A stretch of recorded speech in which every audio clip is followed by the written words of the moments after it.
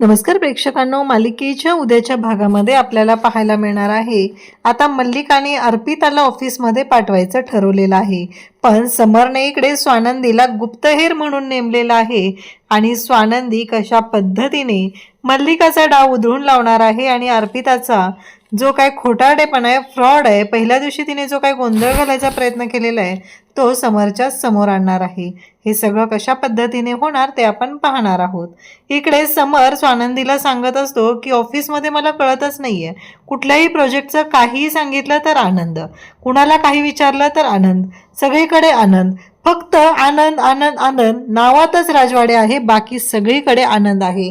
हे जेव्हा समर स्वानंदीला सांगत असतो तेव्हा मात्र स्वानंदी हसत असते। इकडे आपल्याला पाहायला मिळतं की आता अंशुमन आलेला असतो आणि म्हणत असतो की हे बघ अर्पिताताई, मी तुला काय सांगतोय, आता लवकरात लवकर तू ऑफिसमध्ये जायचंय, कारण तो आनंद ऑफिसमध्ये नाहीये, तोपर्यंत काही गोष्टी आपल्याला कॅप्चर करता येणार आहेत आणि एकदा का तू ऑफिसमध्ये गेलं की मी तुला जे सांगतोय ते लक्षात ठेव, तिथे शेळके तुझ्या मदतीला आहेत, ते तुझी मदत करतील आणि त्यामुळं या पद्धतीनं सगळ्या गोष्टी तुला हँडल करायच्या आहेत। हे सगळं आता तो सांगत असतो आणि त्याने प्लॅन केलेला आहे त्या पद्धतीने अर्पिताने आता ऑफिसमध्ये जायचं आहे आणि तिथे गेल्यानंतर तो ज्या पद्धतीने त्याने सांगितलेलं आहे अंशुमननं त्या पद्धतीने सगळ्या गोष्टी आता ती करणार असते। त्यामुळे आता नक्की काय होणार आहे, कसा फ्रॉड करणार हे आपण पुढे पाहतो। इकडे आता अर्पिताने ऑफिसमध्ये जावं यासाठी परवानगी घ्यायला त्यांच्या रूममध्ये म्हणजे समरकडे आलेली आहे मल्लिका। मल्लिका म्हणते की समर, मला काय म्हणायचंय, अंशूमध्ये बदल होतोय रे, सुधारणा होतीये, मग का तू त्याला एक संधी देत नाहीये?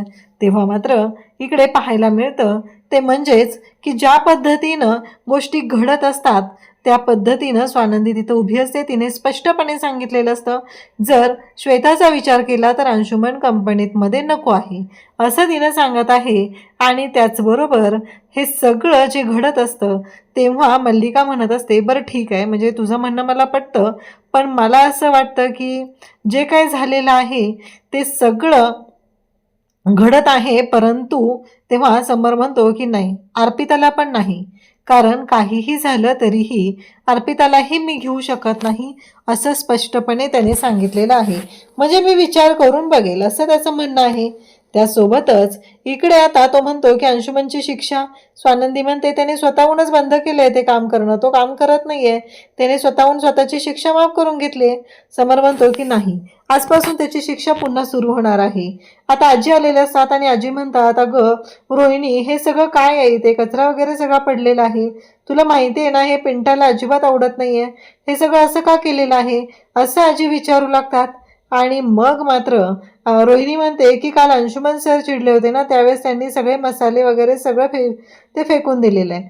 तेव्हा आजी म्हणतात काय, असला कसला राग आहे आणि हे असं फेकून कोण देतं? तेव्हा आजींना ती सांगते की हो, ते नेहमीच असं करतात आणि अशा पद्धतीने गोष्टी फेकून देत आहेत। आता मात्र प्रश्न पडलेला असतो आणि मग इकडे स्वानंदी तिथे येते, स्वानंदी पाहत असते आणि आजी म्हणतात की हे बघ अंशुमन, हे सगळं तुला करावं लागणार आहे। स्वानंदी म्हणते की तुझी शिक्षा संपलेली नाहीये, त्यामुळे तुला ही शिक्षा भोगावीच लागणार आहे।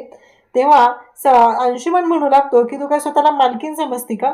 तेव्हा स्वानंदी म्हणते मी मालकीन समजायची गरजच नाहीये, कारण घर आपलं आहे, घराची स्वच्छता आपण सगळ्यांनी एकत्र केली तर सगळ्या गोष्टी व्यवस्थित होणार आहे, बाकी काय एवढं त्यात। समर तिथे येतो आणि समर सांगू लागतो की तुला कोणी सांगितलं तुझी शिक्षा संपलेली आहे?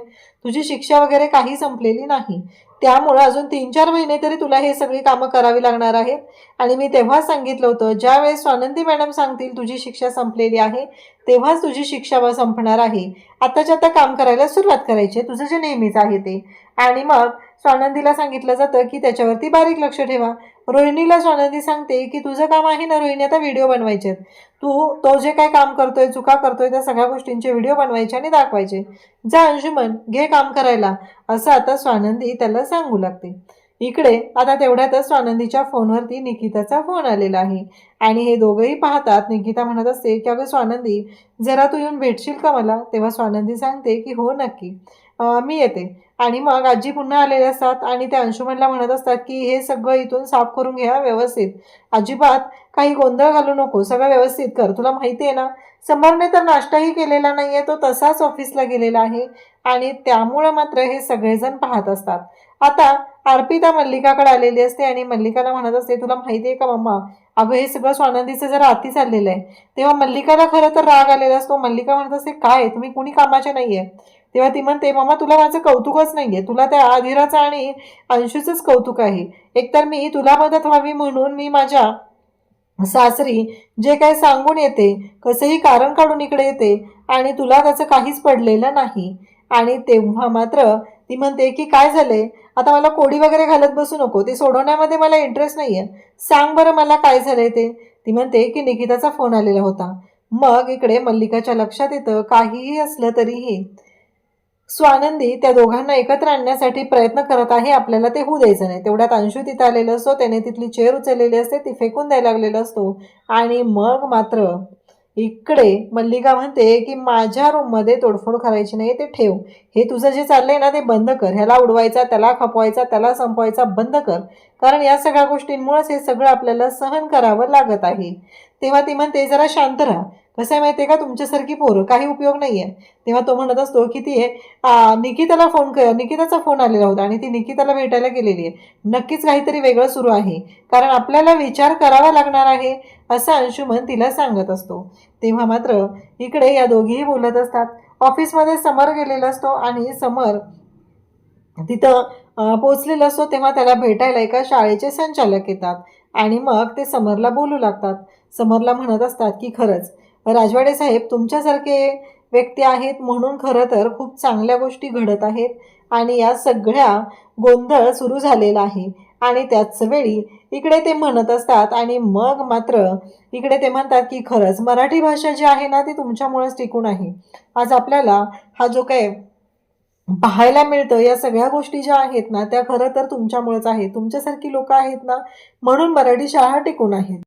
तेव्हा ते म्हणतात, समर म्हणतो की नाही, मराठी भाषेमुळेच मी इथेपर्यंत आहे. तेव्हा ते सांगू लागतात की आता तुमच्या ऑफिसमध्ये येत होता ना, काही बाहेर मुली बोलत होत्या, तर ती म्हणत होती मी पिंक साडी घालणार होते. खरं मला ना म्हणजे कळलं नाही आहे की या मुलींना कसं सांगायचं, कारण साडी घातली नाही जात, साडी नेसली जाते, असं ते सांगू लागतात. आणि तेव्हा समर म्हणतो की माझ्याकडून ही फुलने फुलाची पाकळी ही जी मदत आहे ती तुम्हाला करत आहे, असं म्हणत समरने एक चेक साईन केलेला आहे त्यांना दिलेला आहे. समर म्हणतो केव्हाही कोणतीही मदत लागली तरी मराठी भाषा दिनाच्या वाट बघायची गरज नाही आहे, तुम्हाला जेव्हा वाटतं तेव्हा तुम्ही बिनधास्त या. इकडे आता समर इकडे स्वानंदी त्याचबरोबर आनंद आणि निकिता भेटलेले असतात. आनंद म्हणत असतो की मला ऑफिसमध्ये गेलं पाहिजे, समरला माझी गरज आहे. तेव्हा स्वानंदी म्हणते की नाही आनंद दादा, त्यांना पण कळू द्या ना तुमची गरज आहे ते, असं कसं म्हणता तुम्ही, नाही जायचं तुम्ही तिथं. तेव्हा निकिता पण म्हणत असते की बरोबर आहे आनंद. स्वानंदी म्हणते ना ते अगदी बरोबर आहे. तेव्हा मात्र आनंदला खरं तर वाईट वाटत असतं. ऑफिसमध्ये समरने सगळ्या स्टाफला बोलवले, सगळ्यांना तो विचारू लागलाय, पण कोणाला काहीच माहीत नाहीये. कुठल्याही गोष्टी विचारल्या, कुठलीही फाईल विचारली, कुठलंही काही विचारलं तर एकच उत्तर असतं, आनंद सर, आनंद सर. समोरला प्रश्न पडतो की आता करू काय. आणि इकडे स्वानंदीने आता आनंदला सांगितलेलं असतं की आपण बघूया, वाट बघूया. तेव्हा स्वानंदीला आनंद म्हणत असतो की स्वानंदी यांनी मान्य आहे मला, पण एक गोष्ट तुमच्याही लक्षात येते का. तेव्हा स्वानंदी म्हणते काय झालं.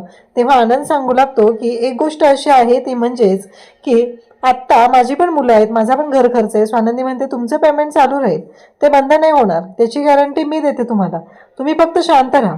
आणि मग तो म्हणतो की कंपनीचा लॉस होईल. स्वानंदी म्हणते होऊ द्या ना, कारण काही माणसांचा लॉस होण्यापेक्षा कंपनीचा लॉस झाला तर तो भरून काढता येईल. इकडे आता समरला कळलेलं आहे की आनंदशिवाय त्याचं पान हलत नाहीये, परंतु स्वानंदी म्हणते की आनंद दादा आता दुसरीकडे जॉब बघतायत. आता समरला धक्का बसलाय. इकडे अंशुमनने आता अर्पिताला सांगितलंय मी जे काही तुला सांगत आहे ना त्या पद्धतीने जाऊन ऑफिसमध्ये काम कर, बघूया काय होतंय ते. आता नक्कीच तिला काहीतरी गोंधळ घालायला सांगितलेला आहे आणि ज्या दिवशी पहिला दिवस आहे तोच तिचा ऑफिसचा शेवटचा दिवस ठरून अर्पिताची सुद्धा अकलपट्टी होणार आहे. अशाच अपडेटसाठी चॅनलशी कनेक्ट राहा. थँक्यू.